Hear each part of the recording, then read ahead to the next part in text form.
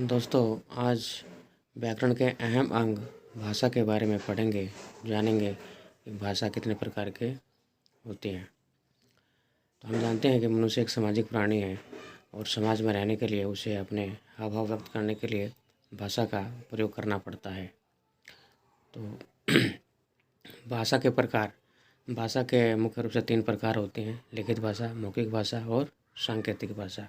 लिखित भाषा के अंतर्गत हम अपने बात को, विचारों को लिख कर प्रकट करते हैं।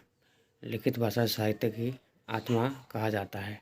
हज़ारों वर्षों से लिखित साहित्य अभी बचा हुआ है, जो संपूर्ण मानव जाति को प्रभावित कर रहा है, जिसको पढ़कर समझकर हम अपने मार्गदर्शन प्रशस्त करते हैं और आगे बढ़ते हैं।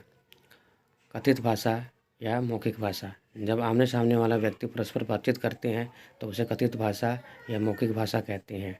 इसमें जैसे कोई व्यक्ति भाषण देता है, उसको भी मौखिक भाषा के रूप में माना जाता है। सांकेतिक भाषा: जब मनुष्य अपने हाथ, मुंह, नेत्रों के माध्यम से संकेत करके अपनी बात को रखता है तो उसे सांकेतिक भाषा कहते हैं।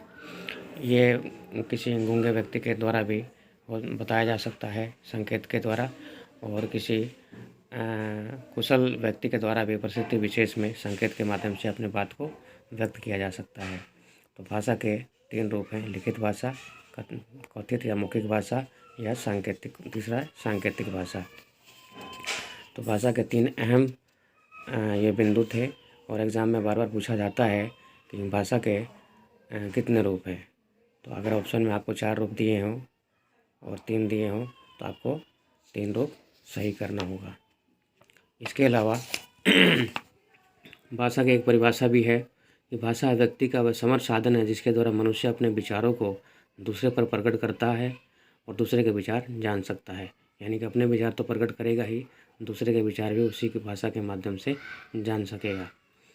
व्याकरण किसे कहते हैं? हम सभी को मालूम है कि व्याकरण वह शास्त्र है जिसके द्वारा भाषा के शब्दों और वाक्यों के शुद्ध स्वरूपों का हमें ज्ञान होता है।